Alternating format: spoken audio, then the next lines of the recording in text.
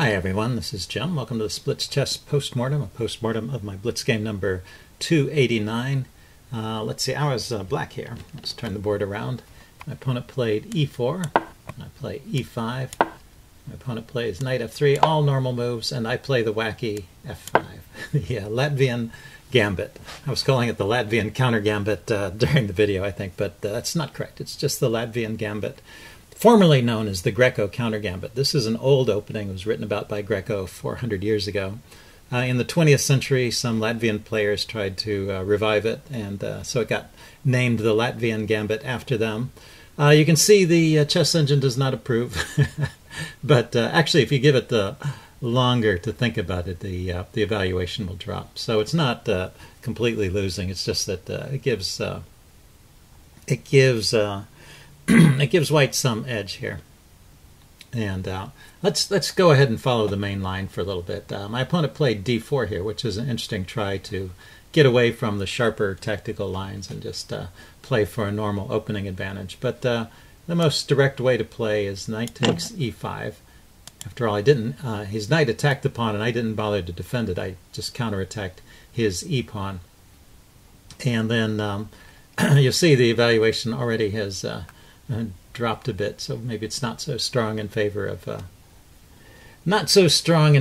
white as the engine thinks at first. But well, Johnny Hector, who is a Swedish grandmaster, used to play this, and he said, well, the best thing I can say about the Latvian gambit is that it's not as bad as its reputation. So that's faint praise indeed. Anyway, the main line goes queen f6, harassing the knight, and then d4, defending it, and then d6, chasing the knight away. Knight can go to c4, maybe come around to e3, and then takes, getting your pawn back, and knight to c3. Yeah, just counterattacking. And if you play, yeah, you can't play, that's a problem, you can't play d5 right away, which is what you want to play. So you play this move queen g6. And so this being the main line of the gambit is not all that attractive. If you've had a bunch of moves and you haven't really developed anything except your queen. But you do have a pawn in the center, and the material is still even. And let's see, black or white. White can try and counter attack with the f3. So that's the main line of Latvian gambit. There's many other lines. Let me show you. The bishop c4 line is kind of interesting and very tactical.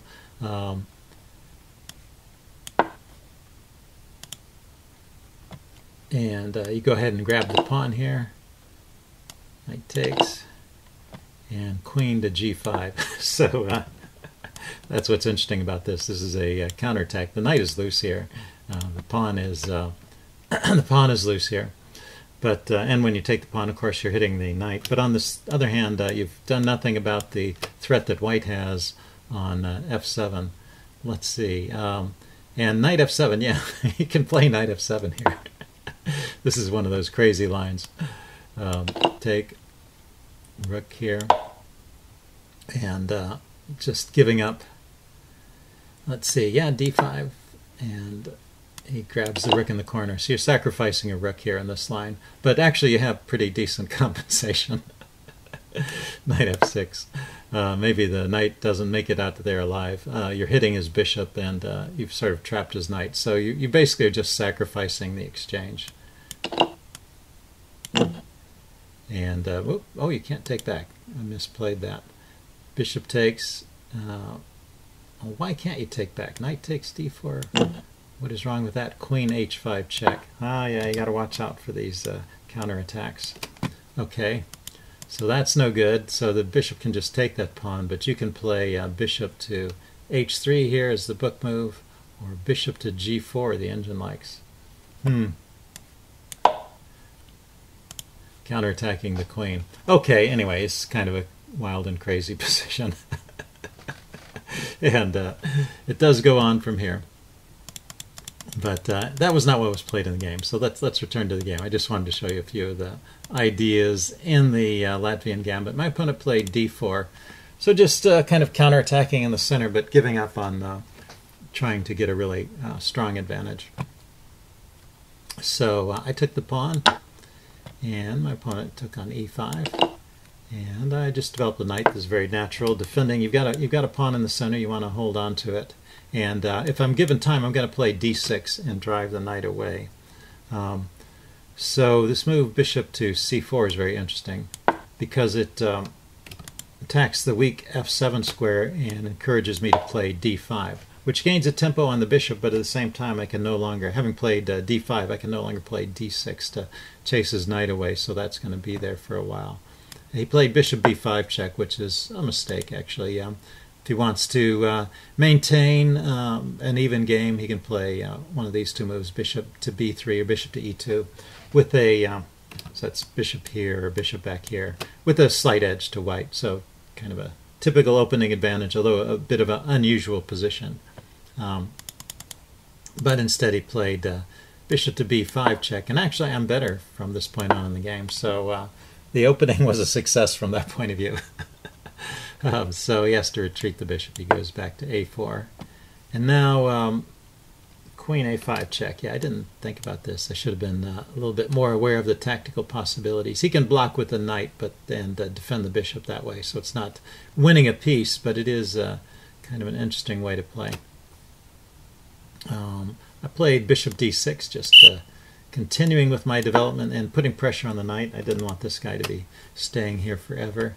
He goes bishop g5, pinning my knight, and I just castle here. Knight bd7 could have been played, but you can see I'm still doing well here.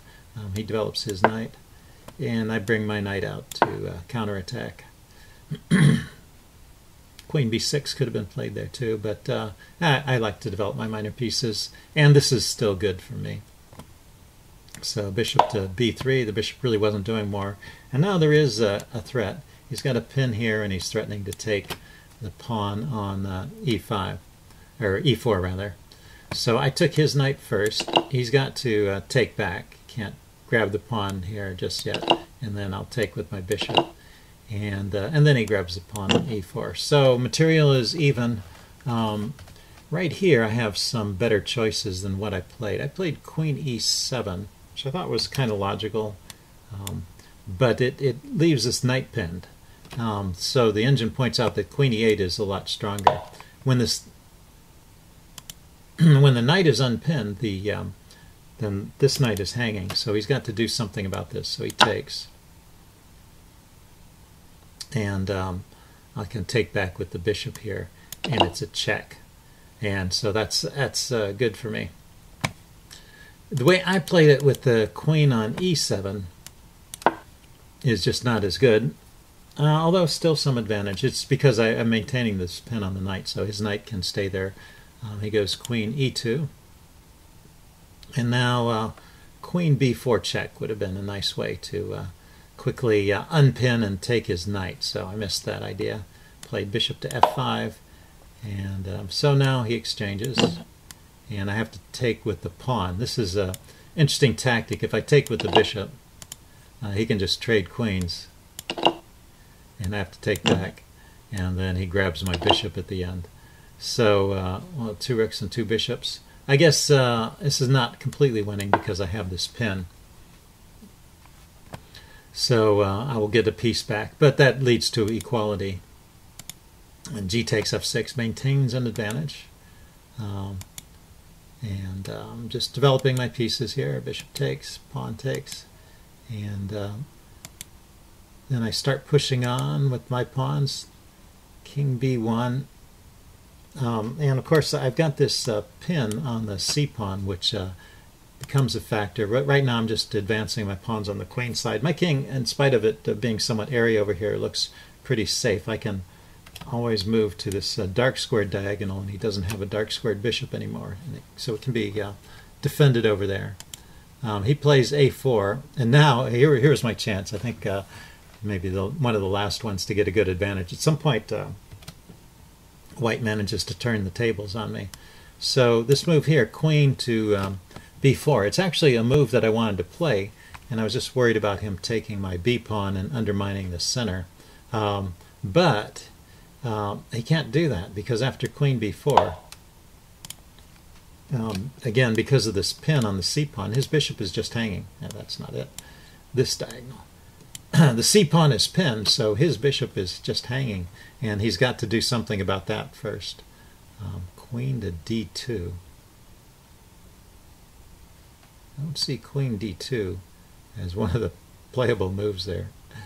King a1. Okay, that makes more sense. See, yeah, after queen d2, I just take the bishop. If he moves his king to unpin, and I take this pawn, and his bishop just doesn't have many squares. So that would have been a way to get an advantage in this game. Or actually to realize my advantage, because I had the advantage all along. I just kind of let it slip away. And it starts with this move where I take the pawn. I missed that queen b4 idea. And then I develop my queen to c5, still trying to get pressure here. But without this pawn, I guess a rook on the open b file still. I still have some ideas here. So he was counterattacking my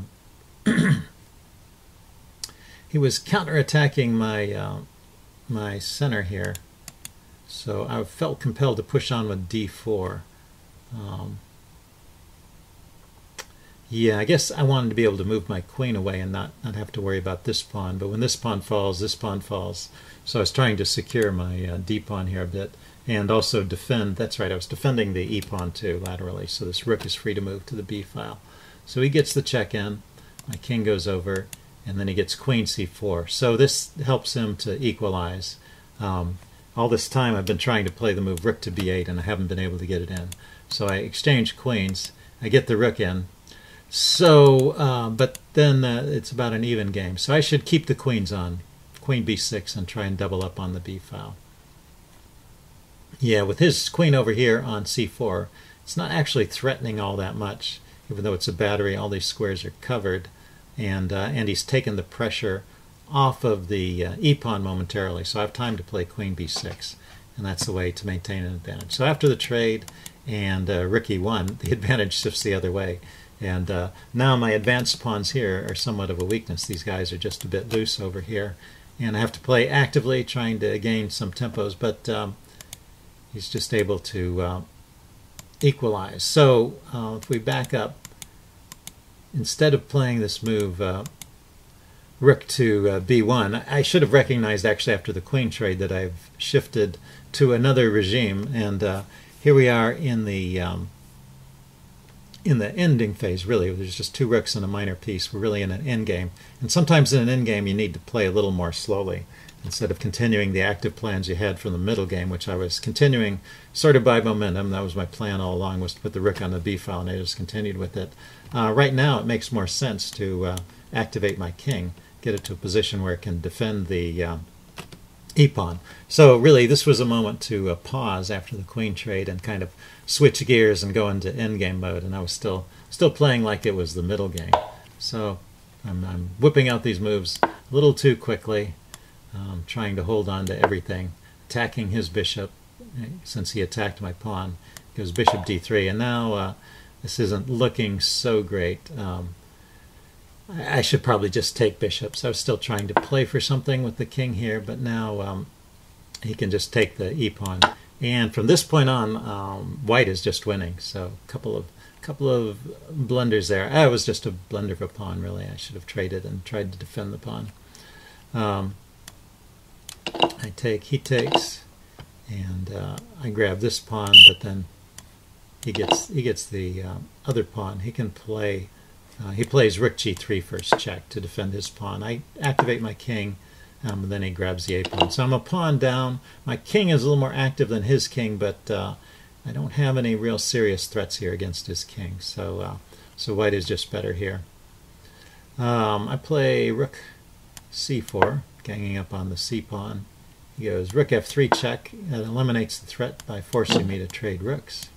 Although it created a weakness here, so I was hoping maybe to have some drawing chances rounding up that pawn, but it didn't work out. So c5 blocking his rook out, and then rook c3 setting up this nice little unit here that all defends itself, and the rook is pretty well placed here.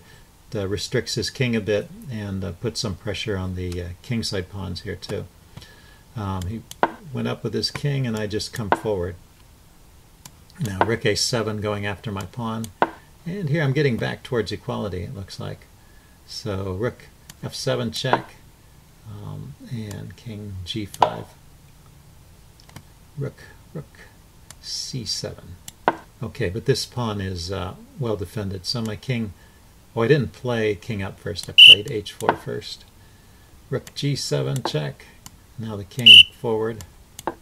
And okay, so I have managed to equalize with some activity of my king.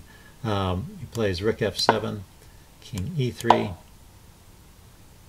and now he went f4. And I was a little bit worried about this advanced pawn. It looks like I need to switch gears once again. Now I have this active king and this active rook, and I can just go after the d pawn here. I didn't think about this at all. I was too worried about these passed pawns over here, which can become dangerous very quickly, but I have a passed pawn as well if I can win the c pawn here, and he has no way to defend it. His rook is stuck behind his pawn. He can't bring it around. So what's his best move? Just keep pushing.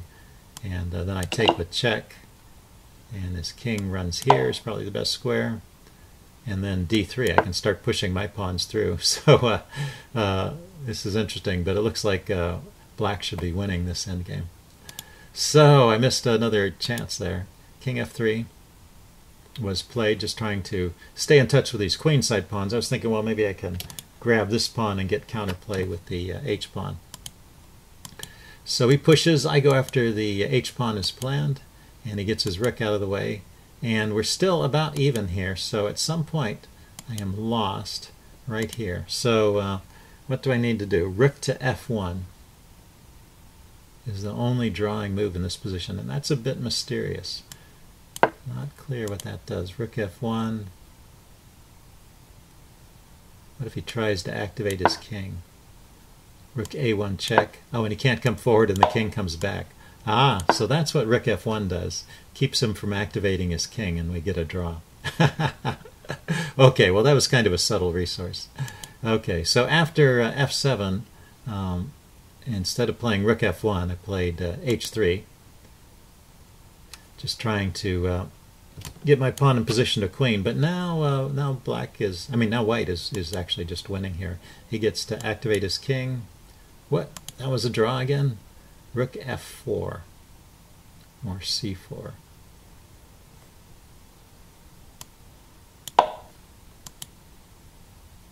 Now it's rook f5. Back up. Rook f4. Kind of a mysterious move. And what if his king comes forward?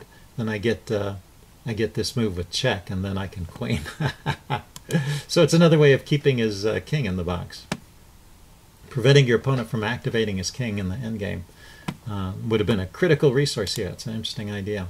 Okay, I played king h1, and he gets his king up, and I had pushed my pawn.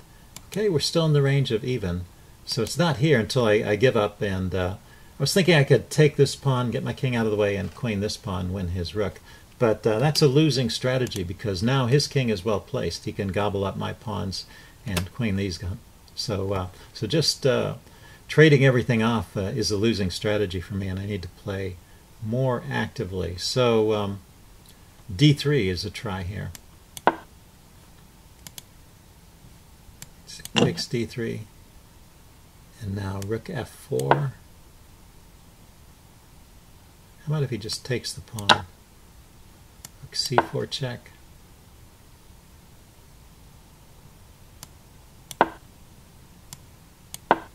F4 check. How about if he just comes this way? Rook f2. Rook f2, what is this about? King takes. Oh, because it's a stalemate. Well, that's a clever trick. So after rook f2, can he just push a pawn? Rook f3 check. This is funny. Yeah, so I'm in a stalemate position, so there's stalemate tricks here. Because my king is trapped by his rook. So, okay, so it's not so simple to win, but not so easy to find the drawing idea either. Pretty interesting. So, okay, I played rook takes f7, and this is just losing. My opponent takes it, and I get my king out of the way with the intent of queening, and now he just has to take my pawn, and then he's winning. Rook takes pawn, king takes rook, and then he wins these pawns over here. but instead he continued checking. He was a bit low on time. And so we ended up in a draw after all, but definitely I deserved to lose that one. So anyway, some interesting points in that game. Hope you guys enjoyed it. Leave any comments you have in the section below, and I will see you again soon. Bye.